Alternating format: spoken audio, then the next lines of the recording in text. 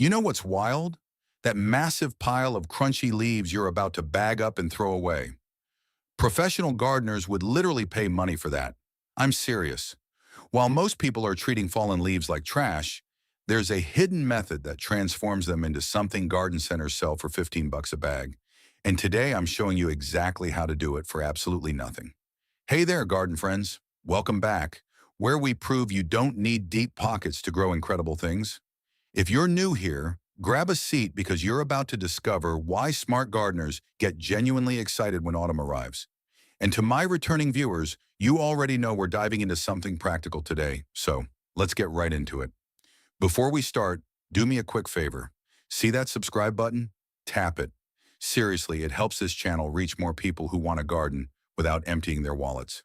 All right, let's talk about why those leaves falling in your yard are basically garden gold. Let me paint you a picture. Walk into any forest right now. Dig down past those top layers of leaves. What do you find? This incredible, almost black, sweet-smelling earth that's so fluffy you could sleep on it. Trees don't need fertilizer bags. They don't need someone coming around with amendments. They've been making their own perfect growing medium for millions of years. And they do it with one simple ingredient, their own fallen foliage. Now, the problem is, if you just pile leaves on your garden, you're looking at waiting 2, maybe 3 years for them to break down properly. Most people don't have that patience. But what if I told you there's a way to shrink that timeline down to just a few months?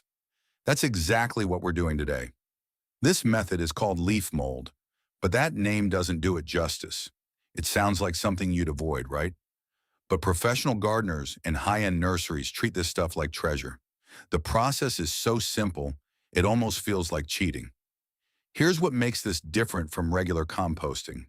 When you compost, you're relying on bacteria that need heat, moisture, constant turning, and a balanced mix of materials. It's science, and it works, but it's also work. Leaf mold, it uses fungus instead. And fungus is way less demanding. It doesn't need heat, it doesn't need turning, it just needs leaves, a little moisture, and time. That's it. The result is something that holds moisture better than almost any soil amendment you can buy. Improves soil structure like nothing else and costs you exactly $0.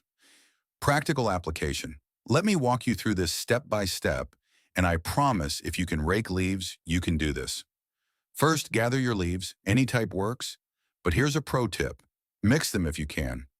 Oak leaves break down slower, but create incredible structure. Maple leaves decompose faster. Mixing gives you the best of both worlds. Avoid walnut and eucalyptus, though. They release chemicals that can mess with other plants. Now, here's where most tutorials overcomplicate things. You don't need fancy bins or special equipment. Find a corner of your yard, preferably somewhere shaded. Why shade? Because moisture is your friend here, and the sun dries things out too fast. Pile your leaves there. That's step 1. Revolutionary, right? But here's the trick that changes everything. Shred them first if possible. Run your lawnmower over them before piling. This breaks them into smaller pieces, which speeds up decomposition dramatically. We're talking cutting your wait time in half. Quick pause here. If you're finding this helpful, smash that like button. It genuinely helps more gardeners discover these budget-friendly methods, and drop a comment telling me what you usually do with your fallen leaves. Do you bag them? Burn them? I'm curious because I used to make the same mistakes before learning this. All right, so you've got your shredded leaves in a pile. Now you want to add moisture. Not soaking wet, but think of a wrung-out sponge. That's your target. If your leaves are already damp from rain, perfect. If they're bone dry, hit them with the hose as you pile them up. Here's something interesting. You can contain this pile or leave it loose.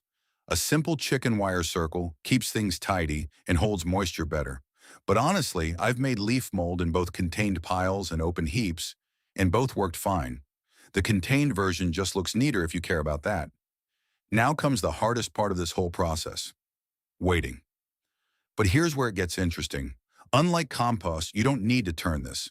In fact, turning actually slows things down because you're disrupting those fungal networks doing all the work. Just let it sit. Check it every few weeks. If the pile seems dry, add water. If you live somewhere rainy, you probably won't need to do anything. The fungi handling decomposition are incredibly efficient workers. They just need consistent moisture, and they'll transform those leaves into something beautiful. So what's actually happening in that pile? Those white thread-like fungal strands are literally digesting the tough parts of leaves, the cellulose and lignin that make them rigid. As they work, the leaves darken, shrink, and turn into this crumbly, earthy material. In about 6 months, depending on your climate, you'll have usable leaf mold.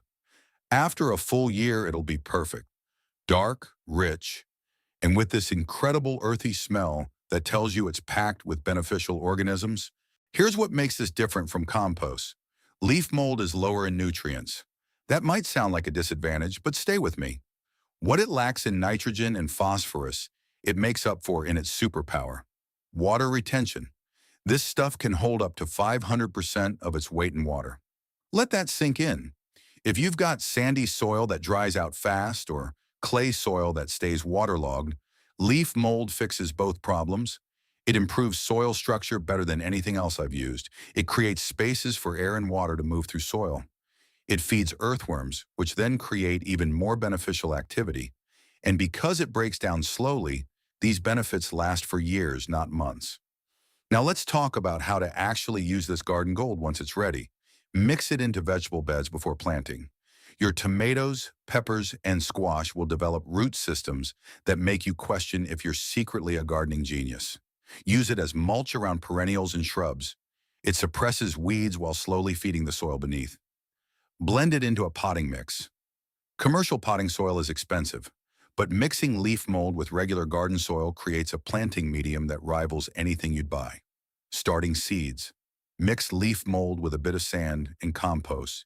You've just created a seed starting mix that costs pennies instead of dollars. And here's my favorite use. Top dressing lawns. Spread a thin layer over your grass in fall.